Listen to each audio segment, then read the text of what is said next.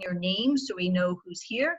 And there will be an opportunity, obviously, to ask questions, and we can unmute you at that time so you can ask them. So what we're going to do is just going to share some information about CClear, and then I'm going to introduce you to our experts. They'll each make a short presentation, and then you will be able to ask them some questions.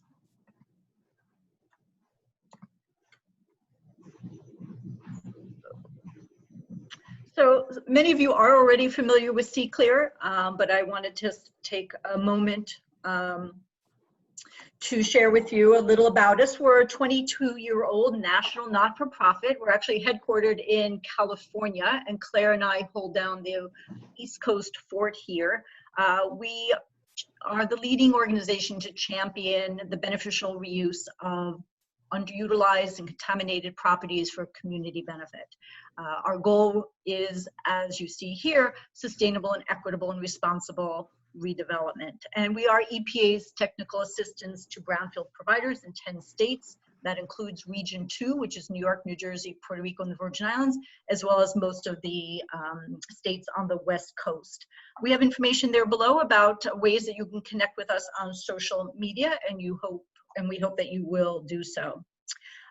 Many of you have been involved with us with our technical assistance services to get information about some next steps you can take in your redevelopment process, or to resolve a challenging question, or to seek assistance on your EPA grant narratives. You've attended our past conferences, you've attended our webinars, or in some other way interacted with us. Say, in the last year, we supported 19 communities with EPA grants that brought in about $9 million, and over 4,000 people have participated in our workshops or webinars, and about another 250 received one-on-one technical assistance. So we meet you where you're at and work with you through to your next stage. So as I mentioned, this is a Zoom meeting. You can toggle from a speaker view to a gallery view so you can see who else is with us today. And again, you can change your name so we can see who's here. And we are recording this, and just wanted to make sure everybody was aware of that. The chat function, that's where you can put questions. You can, if you look at your chat box, you can write to everybody, or you can write privately to individuals. If you'd like to ask a question, please type it either to me or to the entire room, so we can all see what questions you have. And we will call on you, and you can unmute yourself and ask the question directly. For today's, let me just explain a little about why we picked this. So we're doing office hours every day of the week, and today is dedicated to planning because it is central. There are planners who have their fingerprints all over the summit. They've participated with us as panelists and organizing committee and office hours, and we have a terrific collaboration with the upstate New York chapter of the American Planning Association, which is giving us AICP members certification credits for our webinars. And planners lead the redevelopment process, which is why we want to focus on that function and the myriad of services and products that they can use that supports them. So how they engage stakeholders, how they identify funding and programs, how they process and see and share information, how they integrate sustainable practices, and how they develop and implement steps along the redevelopment path. So we brought a number of diverse speakers to participate today. Each will bring a different perspective. We have Emma Phillips from C&S Companies, Julia Martin from Bousquet Holstein, Adam Zarenko from the Albany County Land Bank, and Leah Long with the New York City Office of Environmental Remediation. And again, if you go to your chat box, you'll be able to link to the PDF file, which provides information about the every day, the office hours. And for today's, Emma will speak to us about general planning and the Brownfield Opportunity Area process. Julie Martin will share about the important New York State Brownfield Opportunity program, the Brownfield Cleanup Program and Opportunity Zones. And Adam will discuss about the New York Land Bank. We hope many of you were able to hear the excellent webinar we had this morning and learn about how land banks can function and assist communities. And Leah Lan will speak a little about two new platforms that New York City has launched, the EPIC and the SPEED. And certainly in this COVID environment where so much more is going viral and virtual, it's important to see what types of platforms are available that can help with planning and other redevelopment functions. So I'm going to stop sharing my slide and I am going to turn the presentation over to Emma. Thanks, Jean. Okay. There we go. So hi, everyone. Thank you to CCLR for having me today. I'm excited to present and talk about the BOA program and different types of planning that can contribute to redevelopment and reuse of properties. A little bit about me. I live in the city of Buffalo, but I'm from the city of Rochester. I am an environmental planner and I work for CNS. CNS is located in Syracuse. So between Syracuse, Rochester, and Buffalo, I have a pretty big span of places I'm familiar with. Besides your traditional planning documents that I'll talk about on the next slide, I do a lot of seeker phase ones. I assist with phase twos, site-specific planning, wetland delineation reports, and grant writing. CNS is traditionally an engineering firm, and I work in the environmental department, so I get to put my hands on a lot of different pots and learn about a lot of different things that are necessary for redevelopment. But I'm going to talk about planning today. So redevelopment planning and programs that I am intimately familiar with are the Brownfield Opportunity Area Program, known as the BOA, Local Waterfront Revitalization Program, the LWRP, and then the EPA Brownfield Assessment Program. Now, this isn't a traditional planning program, but it uses planning documents to determine assessment sites, and it also emphasizes existing planning and community visions within the application process. So the EPA emphasizes that planning should be done ahead of time before application and then throughout the EPA process and throughout the grant duration to ensure that the community is heavily involved and that whoever was granted the award ensures that they stay along with the community vision and community plans that are already in place. So a little bit about the BOA. It is a New York State Department of State program. I see some Department of State folks on here that I talk to often, so hello. There is a big emphasis on community participation and engagement with an area-wide approach. So it isn't site-specific redevelopment planning. The idea is to look at a larger study area that has a number of brownfield, vacant, or underutilized sites. Where are those sites located and how can we redevelop those sites to contribute positively to the community and the regional area as a whole? What it really does is flesh out how those sites will be redeveloped, what are the funding opportunities for those sites, what are the different strategies that a community or the entity can take to reach that goal, and then what are the tools for implementation? So what are the phasing aspects? Which site is going to be first? Which site is going to take a little bit more time? And then the goal is BOA designation. This typically happens after step 2. Currently, there are 3 steps in the process. So step 1 is your pre-nomination study. Step 2 is your nomination study. And then step 3 is your implementation plan. So BOA designation would happen after step 2. And BOA designation is critically important for redevelopment of properties because it opens up the door for tax credits. Specifically the Brownfield Cleanup Program, known as the BCP, that Julia will be talking about a little more, so I'll let her do that. It also gives priority and preference when being considered for New York State grants. So when you do submit that CFA application and you do have that BOA designation, it does help you be elevated in the grant process. And then you have that sustaining New York State support from the Department of State, which is really important and crucial to maintain and have that support throughout the process. What I like to say is that every BOA is different in their own way, and one size does not fit all. This isn't your typical planning project because every single one is going to look different. I put 3 examples here. One is the Village of Canton, Step 2 BOA. What is the City of Amsterdam Northern Neighborhood and East End BOAs, and then the Village of Gowanda BOA. And I don't know how many folks on here are familiar with all three of those study areas, but I can tell you that they are all very different, but they are all on their step 2 BOAs. And due to that, all their BOAs will suggest different items and priority sites and strategies to reach their goals. So when looking at the BOA, do not think that your community doesn't constitute or doesn't fit into that, because I can assure you, if there is a level of underutilized or potentially contaminated or vacant sites, you probably are a contributor to that and can be involved in the BOA program. Something else that I'm heavily involved in is the US EPA Brownfield Assessment Program. This is annual money for phase 1 and phase 2 environmental site assessments. Money for phase 1 and phase 2s are critical because many of us know that phase 1s are less expensive, but phase 2s can be very expensive, and a lot of communities do not have the funding out of pocket to pay for those. So the US EPA Brownfield Assessment Program is a great resource for that.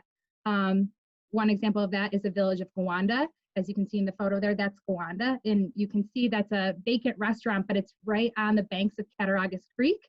And you think, how can a gorgeous property like that be vacant, underutilized? It's because the village of Gowanda is in a BOA and has a lot of vacant, underutilized sites.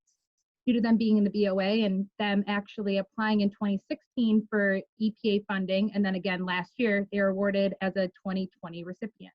Another example of that is the city of Jamestown, New York.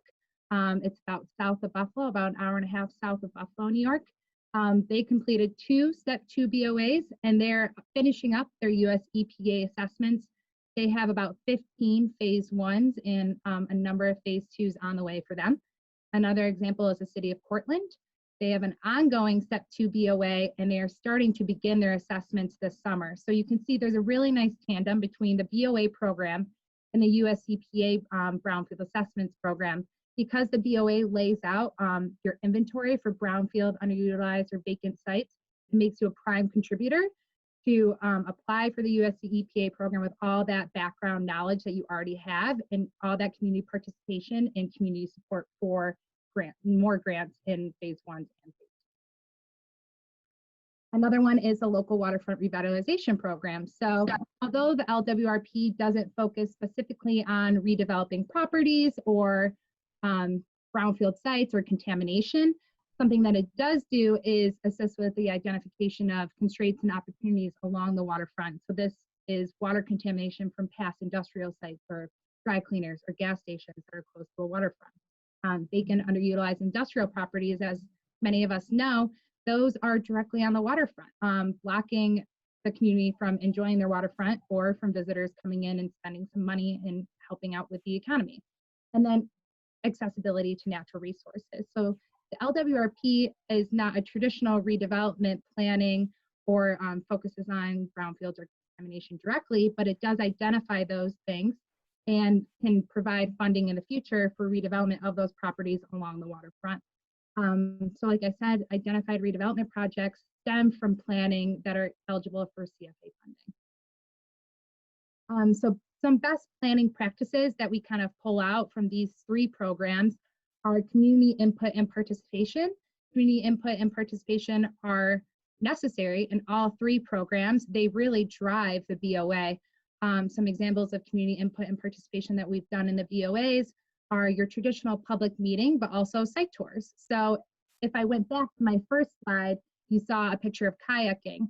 That was along the Mohawk River in Amsterdam, New York. A lot of the steering committee for that had never been on the Mohawk River before, or they've never been kayaking in their own community. It's really important to see your community from the waterfront and from all angles to get a better idea of reuse and redevelopment of properties.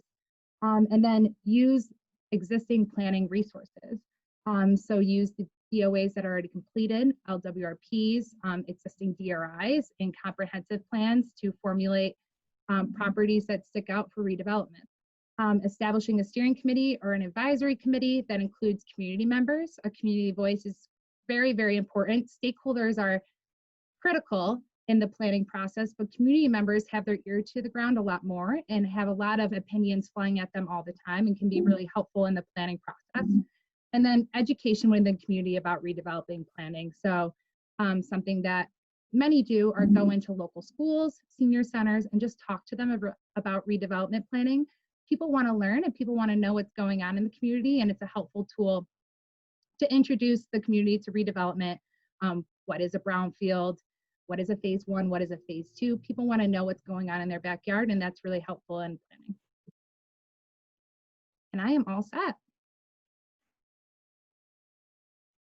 And now we're going to hear from Julia Martin about the Brownfield Cleanup Program. Great, thanks, Jean, and thank you, Emma.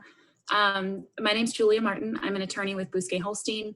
I practice mainly in the area of economic development tax incentives, and a lot of my time is taken with the Brownfield Cleanup Program and the New York State tax credits that go along with it. I am going to just launch my screen, just a moment.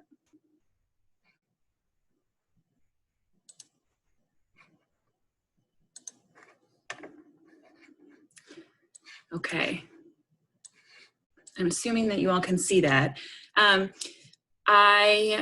My area of expertise allows me to work with a lot of developers individually. So we're working with them to plan for the tax credits, to claim the credits, and sometimes to, we're on the other end of what Emma was discussing. We'll be going in and helping to have the clients prepare an application for a BOA conformance determination from the Department of State, so that they can receive the enhancements associated in the credits with that conformance determination to be sure that their project is in conformance with the BOA site plan.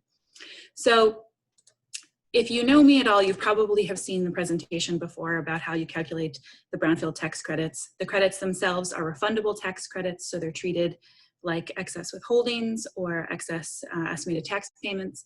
So any credits that you have that exceed the amount of tax that you owe, they're refunded to you like cash. The credits themselves follow a very simple formula for how they're calculated. They are the product of certain qualified costs and an applicable percentage that yields your credit amount, and it's pretty straightforward math. There are 3 generations of the program that are applicable here. The Brownfield Cleanup Program was first introduced into law in New York State in 2003. It was substantially revised in 2004 and 2008. The most recent generation of the program was the product of legislation that was introduced in 2015. The need for the 2015 legislation grew out of the original 2003 and then a 2012 amendment that set a sunset date for the program of December 31st, 2015. That sunset was tied to getting out of the program, receiving your certificate of completion, not getting into the program.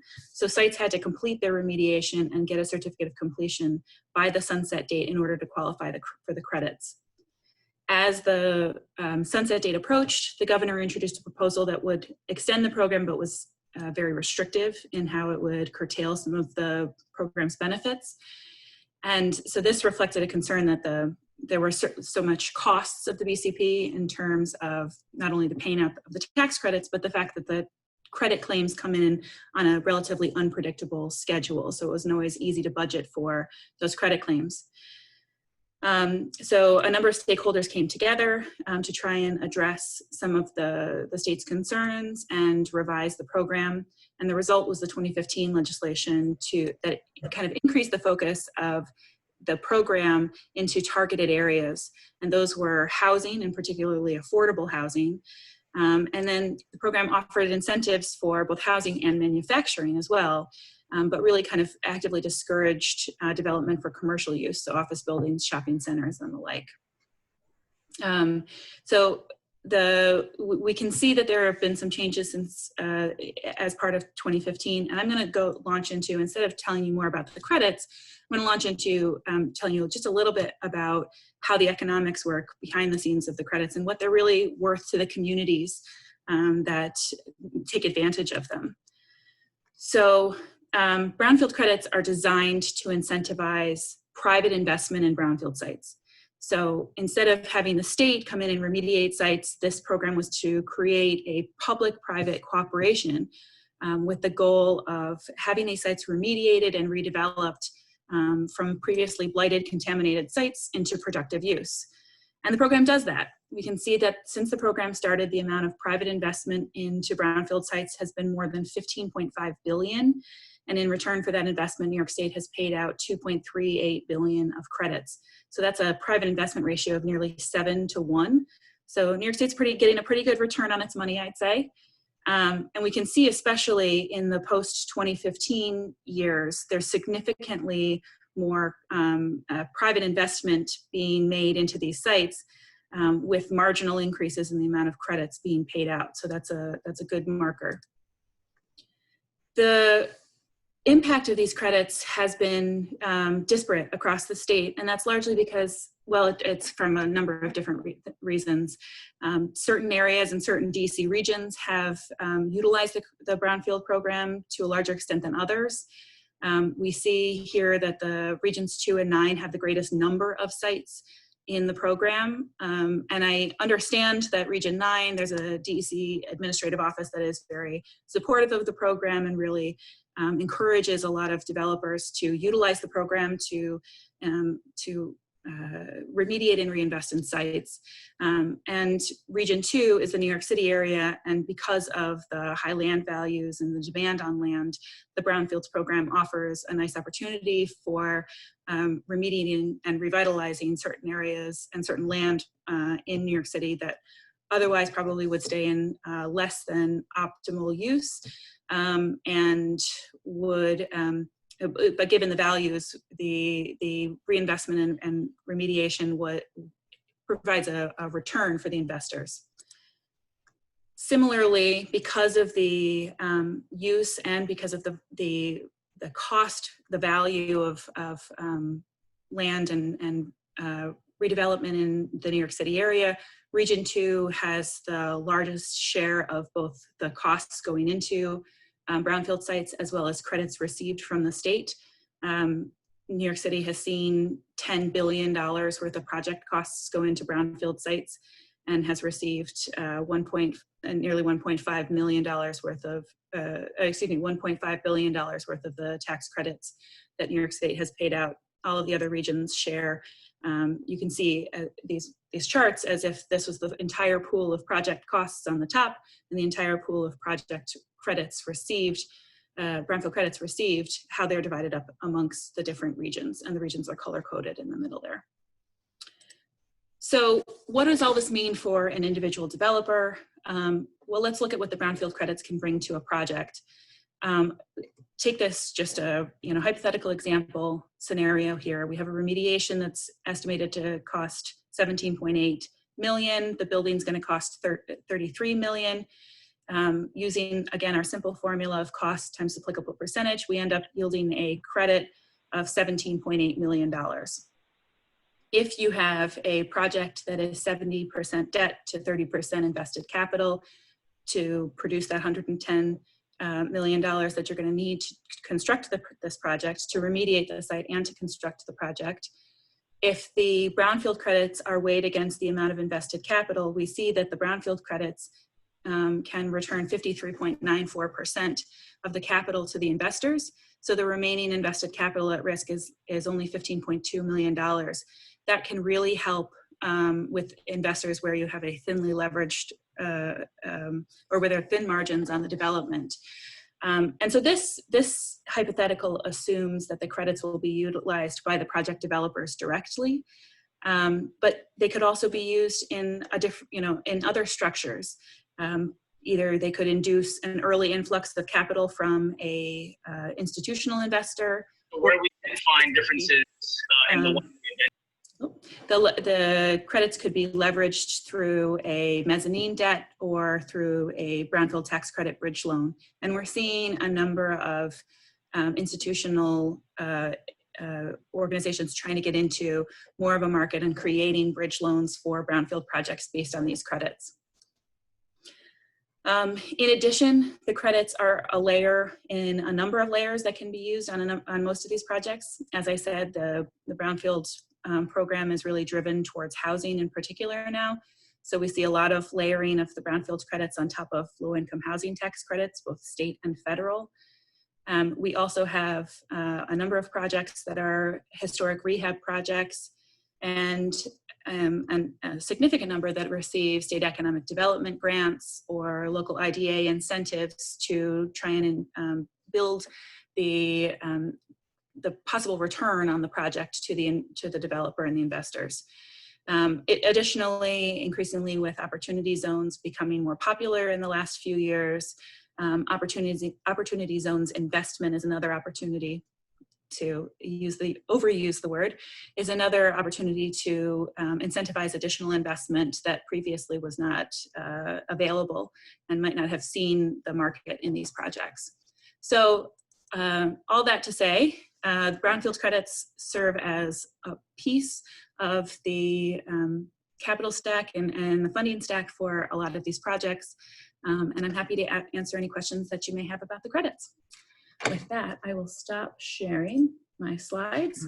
I think I'm handing it over to Adam. Adam, who's going to talk about land banks.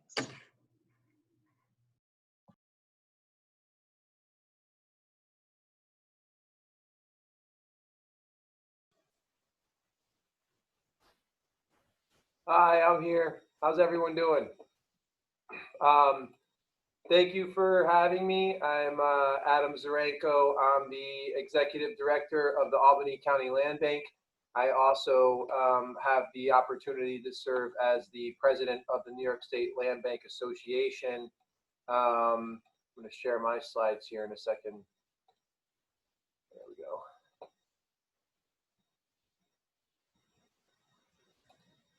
And so many of you were probably, hopefully, at this talk earlier, but I'll go pretty quickly around the evolution of land banking in New York State and dive a little bit into some of the projects here. But the first question I get a lot of is, what are land banks? So we're actually not a bank in a traditional sense that we grant or loan money. We are designed to acquire, warehouse, and then redistribute responsibly real property, tax foreclosed, vacant, and abandoned real property. And the way that we do that is that we have a special statutory authority, generally under state law, and sometimes it's local law. And we basically take those special powers and provide them to a community or local government where things that couldn't be accomplished before can now be accomplished with respect to vacant property. So we really just are another powerful tool in the community development toolbox. So land banks function very well, we've seen across the country and in New York State especially, when they serve as a platform to kind of connect different entities. So this slide shows the different partnerships that are possible, but we sit between the community, the nonprofit and other organizations, the real estate development market, local government, and different community development organizations. And again, just to bring our powers to the larger community development table to help do some meaningful and transformative things. One of the things that we think about, and especially as we go forward into what's likely going to be a pretty difficult time as it relates to community development and the broader economic impacts, especially around vacant properties, is how did we get here? How come in New York State there's so many vacant properties in our state and in our small cities, especially legacy cities? And it's very complex and nuanced, and there is no real one reason. But what we've done is we've thought kind of more broadly and look at the milestones that led us here. So kind of want to learn from these as we look ahead and looking at the wake of properties that's going to come, the wave of properties from COVID-19 in a few years. So the first one is the 2008 foreclosure crisis. Obviously, folks are probably most familiar with this one since many of us were here and have lived through it. I would say that not everyone sees the consequences of the financial crisis. There are today neighborhoods in just about every part of the state that haven't recovered from 2008 foreclosure crisis. A lot of neighborhoods have or were not impacted as proportionately. So a lot of folks tend to think that we're out of the woods, but we're really, there's still a lot of work to be done in many neighborhoods in the state. Next is, leading up to that, before that was generally from 1950s to 2010 or beyond, was the suburban migration. So our upstate cities, like a lot of New England, starting from policies and practices from the 1950s, including government subsidies for some demographics and also the advent of the interstate system and the American dream being more broadly marketed to some folks, you saw a hollowing out of the urban cores in upstate New York. And so this graph shows the migration from our cities, which were traditionally the centers of our population, to the suburbs. And if you look at the blue square, which is Albany County, which is where our land bank operates, you saw that from 1950 to 2010, Albany lost 27% of its population, while the surrounding county increased population by 27%.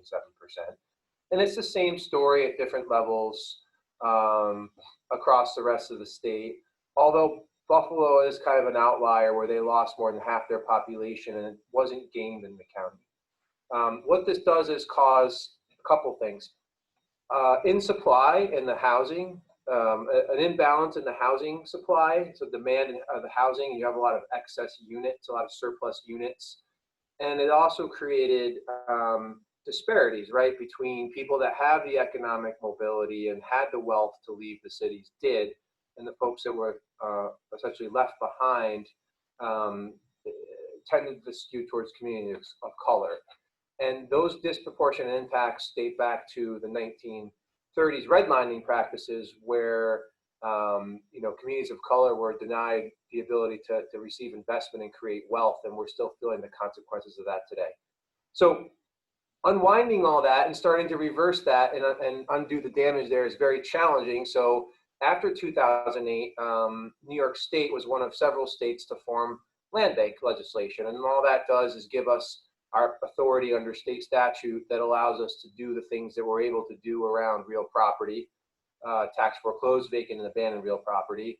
And land banks are designed, per that graph, those visuals I showed, to be more nimble than government, to do things that government cannot do or won't be able to focus on or don't have the resources or the ability to reach, while coordinating with the local on the ground municipalities and community, and to do things that the real estate market won't do responsibly because it's not in their financial for-profit interest, and have proven over and over again historically that they will not do in some neighborhoods responsibly. So we just try to use our ability to help reverse some of those predatory and other actions that tend to skew towards disadvantaged neighborhoods and disproportionate burden on underserved populations.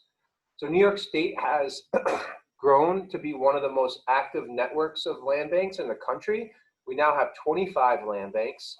And some breaking news, Poughkeepsie and Dutchess County have worked on an intermunicipal agreement. I believe that they'll be going to the state to apply to form the 26th land bank, and there's 35 land bank slots in the state right now. It's been increased several times through legislative authority as demand for the land banks as a proven tool to fight blight have increased. So has the legislators have increased the cap commensurate with that.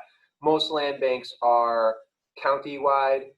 That's just sometimes the nature of their foreclosing governmental units, which under the state statute requires foreclosing governmental units to either partner with other municipalities or be the lead applicant to form a land bank. So that's why you see in like Troy, Kingston, and Newburgh, they are city specific. They process their own tax foreclosures, whereas Albany County does all of the tax foreclosures for all of the municipalities, including the city of Albany.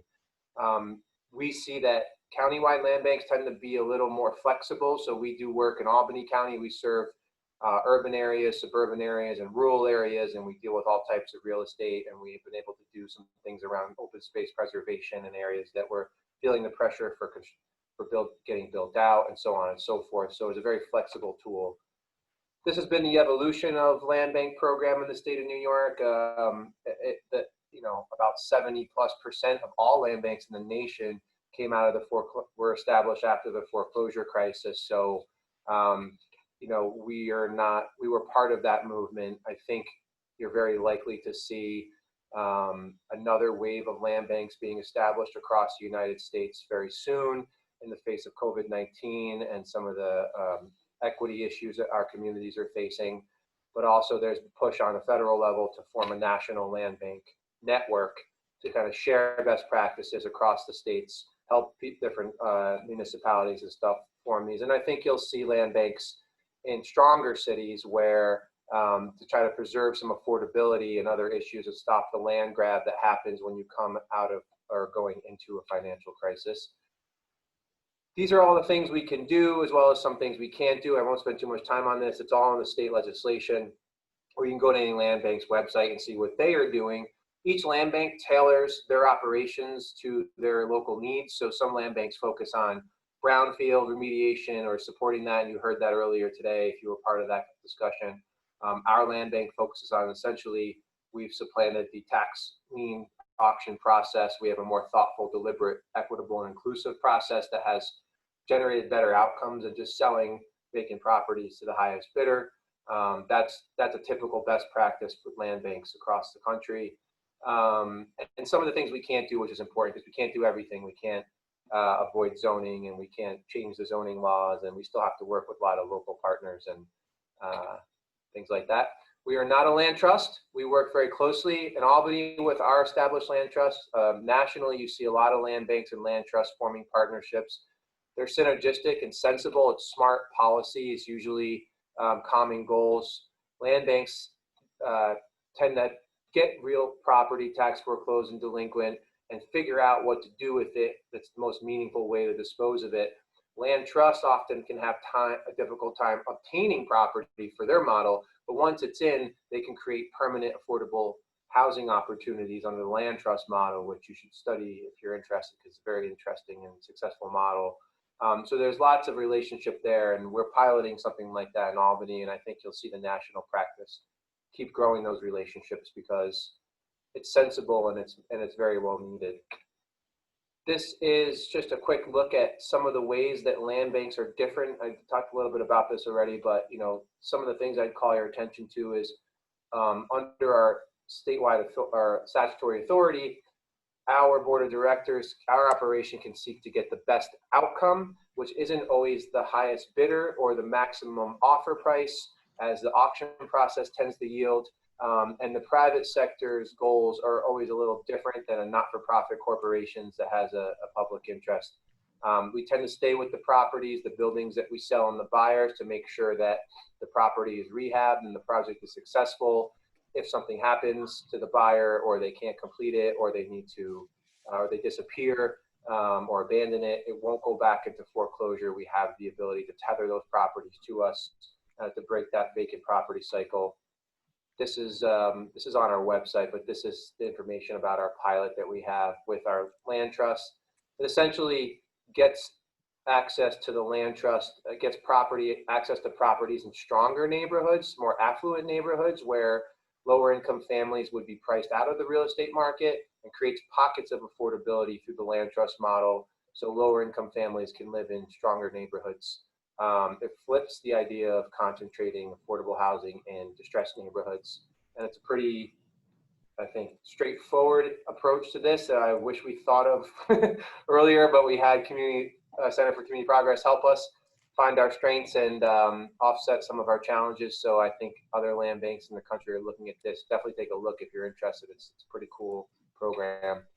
And this is just one of our programs that we're starting to pilot based on some of our ways that we discussed starting a couple of years ago to how to combat the disparities caused between different home ownership between communities of color and some of our neighborhoods where they've been denied wealth.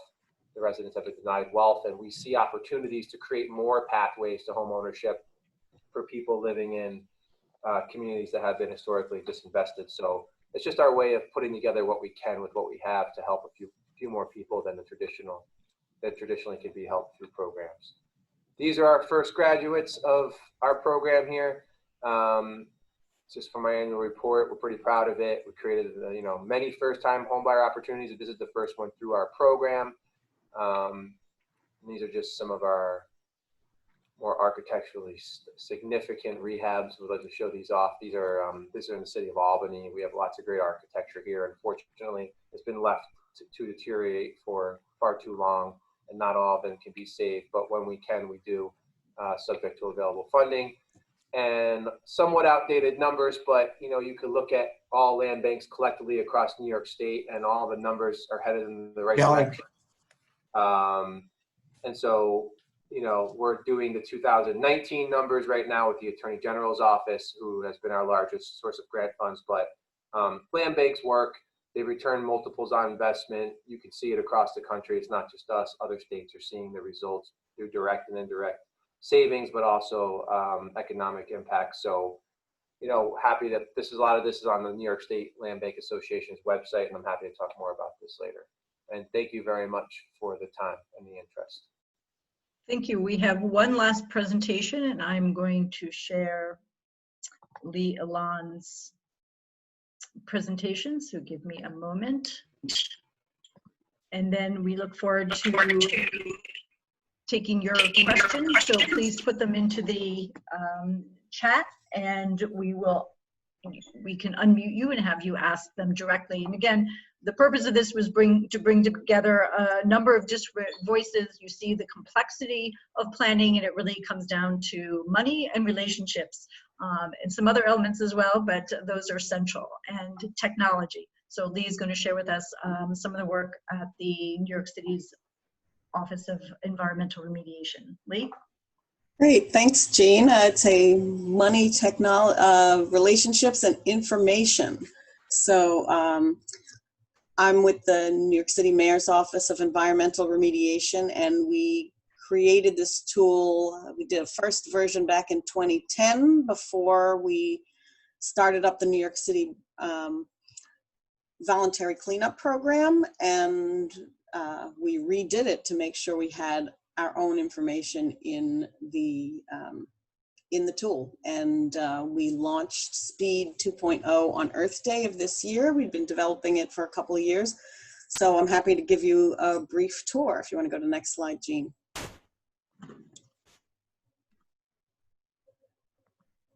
Can you hear me? Yep. Okay, great. This is the Speed interface. You see a map of New York City. This only works for New York City. And on the right-hand side, it displays the information layers we have, which you can turn on and off and adjust the transparency of. And I don't think that, yeah, I was going to say, I don't think that's my second slide. Thank you. Here, I've turned on layers for the city's cleanup programs, sites that have E-designations. In New York City, they've gone through a rezoning process and have some environmental issues that need to be addressed. We have DEC remedial sites and the New York State end zones, which is helpful, as Julia was saying before about the tax credits. Being in an end zone is a way to automatically qualify for the tangible property tax credit. So that's something site owners and developers and community organizations in New York City might want to know about. We also have a layer, I didn't turn it on in this slide, for BOAs. We have separate colors for designated BOAs, areas where BOA studies were approved or ongoing, and also community brownfield planning areas where the city itself, our office, has given grants to community groups to do BOA type planning or other type of revitalization planning. We can go to the next slide. You can also search for a particular property, either by address or in the city we use borough, block, and lot. And I've circled the area. You'd type it in and hit submit, and the map would take you there. You get a little pop-up box with basic information and links to property profile and to view environmental features around this site, which is shorthand to see environmental information. So I'll look at each one at a time. Next slide, please. So when you click the property profile for any lot in the city, you get in the upper right quadrant whether the site is in the city's cleanup program, the project information, what phase it's in. This one was in construction, and it's in our voluntary cleanup program, and it has some other lots available. On the left, upper left, it shows the owner, the square footage, the zoning.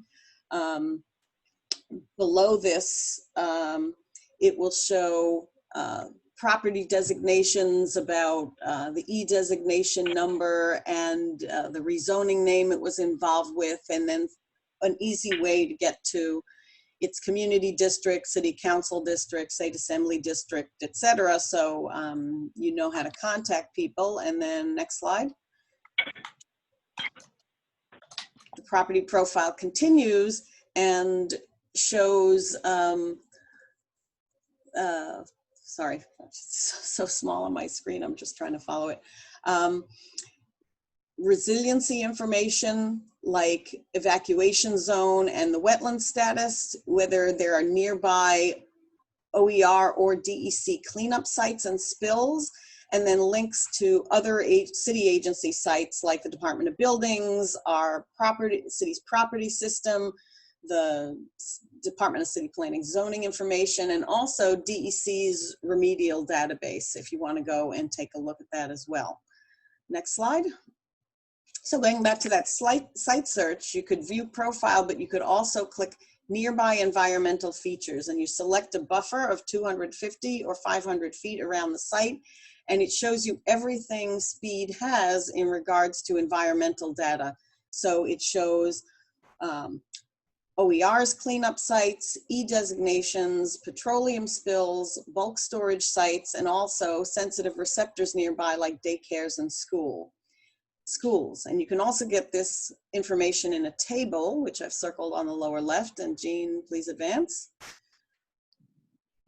And then it comes up in a table, and it shows the information about all of these features, and you can generate a contact list of adjacent property owners and nearby sensitive receptors, and export it to Excel, and people in our program can use this to send out fact sheets or contact interested nearby stakeholders. Next slide.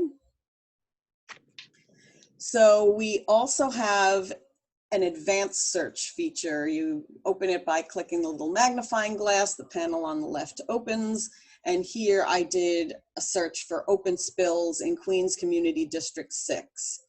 And here we have the results that show up on a map. And next slide, switching to a tabular view, you can see the information on all of the spills. And with the spills data, the bulk storage data, the DEC data, that's all the state's data. So we get their information and import it to SPEED from the state. Next slide, please. Another example, I searched for OER projects with the phase in construction in Queens and near titled wetlands. And in that case, with all those parameters, I got 2 results, one in the north, one in the south, indicating whether the site's in the floodplain. And up on the upper right, there's a contact us button so people can give us feedback about using the SPEED application or if they have questions. And this data for the New York City voluntary cleanup program has been published on the city's open data portal. I give the URL there, and I realized I didn't give the URL for SPEED for anybody who wants to look at it. It's nyc.gov/SPEED. And you can also get to it from the Office of Environmental Remediation's homepage, which is nyc.gov/OER. And I think that's it. There's my information. If anybody would like to get in touch, ask questions about SPEED, ask questions about our office's other programs, our grants, our environmental database, the EPIC program, or anything else. And thank you very much for including me in this office hours. I also linked a direct link to the SPEED database in the chat. So if you go to the chat, there's a link there that should take you right to it, and you can explore on your own. Thanks, Claire. So, we've had some wonderful disparate voices showing the complexity of planning and what we hope to do is build capacity throughout the state in each person by providing them with some additional technical expertise and understanding of all the different elements that are involved, and obviously some of the experts that they can turn to and get additional information from. At this time, we'd love to open it up. If I don't see any outstanding questions in the chat box, if somebody wants to unmute themselves and ask a question, that would be fine. Otherwise, I can ask a couple of questions that I've prepared that I'm curious to find out a little bit more about. So I'll give some people a moment to think about what they'd like to know and follow up on any of the information they heard today, how they would find it useful, any additional questions to make that more replicable and useful in their communities.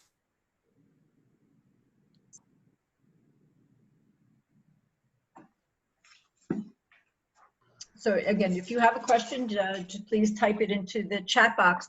I guess obviously we're going more virtual, and obviously the technology platforms that the city has created are important ways to map and to track project development. I'd like just to go back to Emma for a moment, maybe. You talked a little about the importance of community participation, and I'm wondering what workarounds you're seeing in being able, in communities to be able to meet, for municipalities to be able to talk with their stakeholders about the projects.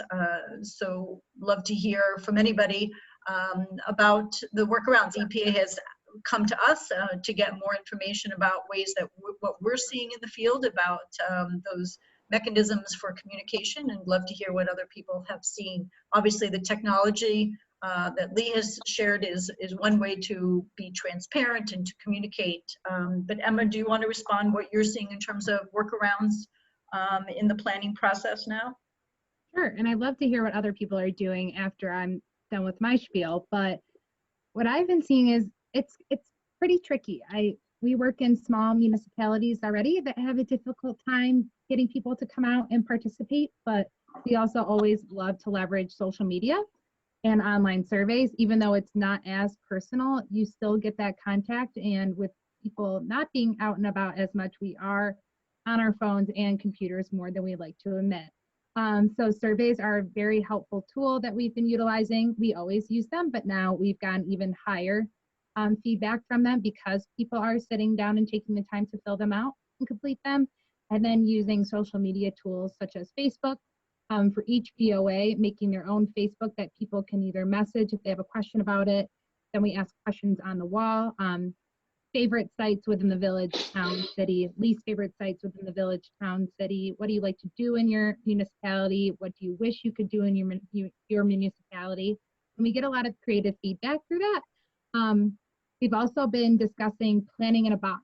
So at your traditional public meeting, you walk in, you see poster boards of the study area. Sometimes you fill out different workshop materials.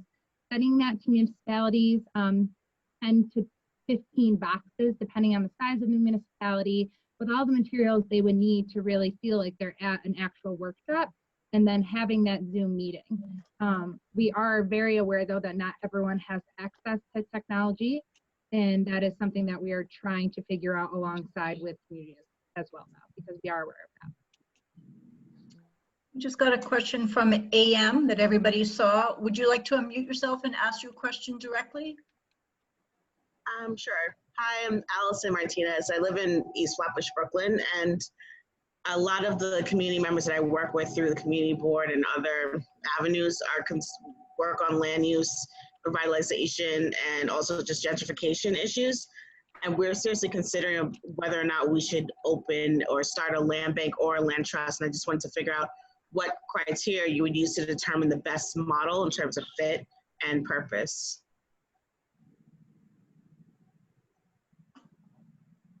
I can answer that. I could try to answer that. This is Adam. Sorry, I'm not Zoom savvy yet. So it depends. It depends on your goals, right? And so Flatbush, you probably don't have a tremendous number of vacant properties like buildings, right? Because the real estate market may not let them get into like a tax foreclosure, or someone will buy them before they sit there and they'll be surplus. So, you know, I think you want to start looking at a community land trust, because if your interest is preserving affordability and affordable housing, that's the best model. Land banks are more appropriate when you have like way more vacant properties than you can handle, or you have like a type of property that you can't handle, like environmentally challenged or brownfield or something you need with special powers.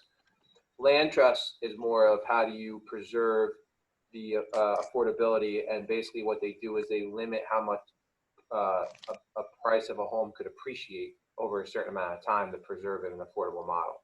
And I actually think that there's an effort in, I think it's East New York though. Yes. You know what I'm talking about? So Yes. some sort of like, there's a lot of stuff, and there's another one. There's been a couple discussions about land trust downstate in the city. So affordability is probably your bigger challenge. Not to say land banks wouldn't be appropriate down the road, but I would start there. And if you have questions about land trust, you should check out Grounded Solutions Network. They're like the biggest national clearinghouse of all things land trust. They're like a font of information. I actually think I may have stole that photo in my presentation from one of their materials. So borrowed it and I cited it just now. So check them out. Thank you. I just asked if anybody else is developing technology platforms, things because of the COVID environment, whether you're seeing more go online, and whether the two that Lee presented today, the Epic and the Speed, are ones that you're interested in, or if you're considering creating a project management or a mapping tool that you'd like to share. That's the kind of information we'd be glad to share through our newsletter. So keep us in the loop if you're thinking of developing it. And again, you can reach out to Lee directly to learn more about that tool, or just use it by going online. If anybody else want to unmute themselves to ask information about the planning process, land banks, the Brownfield cleanup program, the use of technology, those were the sort of the pressing things that we thought would all come together in really sort of building a general awareness and understanding of the complexities in the planning process, and to provide some resources for you today. Hi, Jean. I asked Julia this in private, and she did a great job answering my question, but I didn't know if there was anybody else on the call that might be able to benefit from it. I just wanted a little more information, I guess a little more in depth with what would qualify certain conditions for the applicable tax credits for BOA cleanup sites. And she did a great job answering that. So I don't know if anybody else in the Zoom call could benefit from it, but. I'm happy to go through that. There's two different tax credits that we included in that calculation in the hypothetical that I showed in the PowerPoint, and those were the site preparation credit component and the tangible property credit component. There is a third credit component that's available, the on-site groundwater remediation credit component, although it's less often used. The two credit components that are more often used, the site preparation credit component and the tangible property credit component, are calculated differently and have their own applicable percentage for calculating them. Site preparation credit component applicable percentage is determined based on the level of cleanup or the cleanup track that's reached for the site and the intended use for the site. So if the site is an industrial track 4, it could be as low as 22%. All the way up to, if it's unrestricted track 1, then it would be a 50% for the site preparation credit component. On the tangible property credit component, that is the credit component that's based on your building costs. So it's determined independent of the level of cleanup and the intended use of the site. That one starts at a base of 10%, and then you can get 5% bump ups depending on certain criteria for the site. The one that's probably most relevant for this group is for the Brownfield Opportunity Area Conformance determination by Department of State. If you have that in hand, you get that additional 5% of your costs back as a credit. So if you have the example that I gave to James in the chat was if you had a affordable housing project you might be able to get the affordable housing bump up, so that's an additional 5%. You get the 5% maybe if it's in an end zone. And if you take the step of going to the Department of State, if it's in a brownfield opportunity area, and you take the step of going to the Department of State and getting the certification that the project is developed in conformance with that BOA plan, you could get the additional, in that case, 4%, but up to the 5%, because the tangible property credit component is capped at 24%. So on the credit component based on buildings is usually on your higher set of costs anyways. So that additional 5% can mean a lot back in a credit claim. So it's a meaningful difference if you do find that your site is located within a BOA. Thank you. I don't see any other questions, so I'm just going to share my remaining slides. So the New York State Department of State is an important partner. We work hand in hand with them at CClear.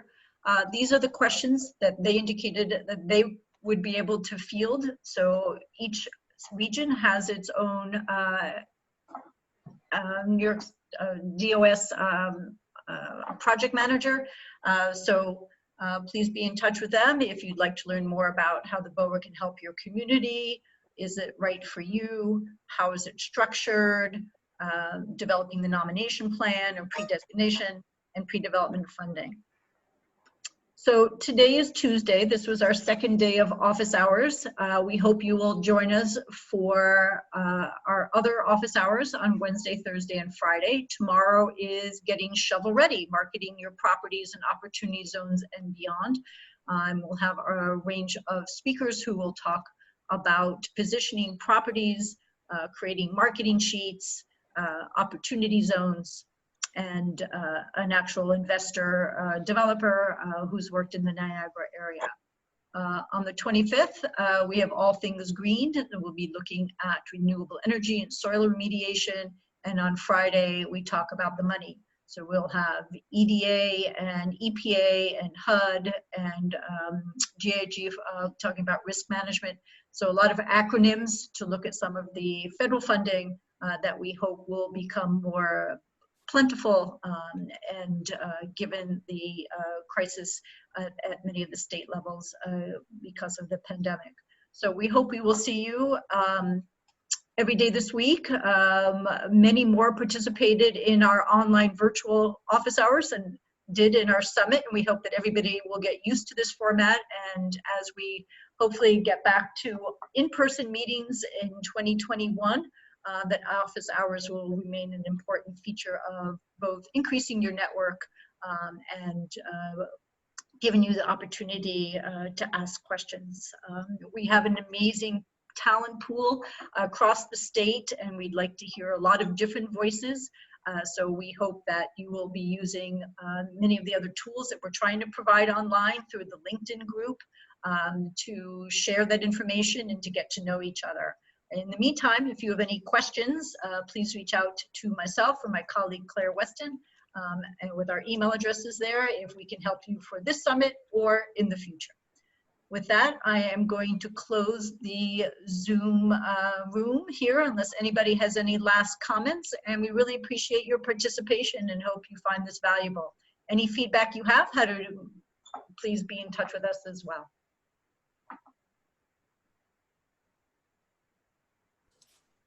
Take care, everyone. Thank you all.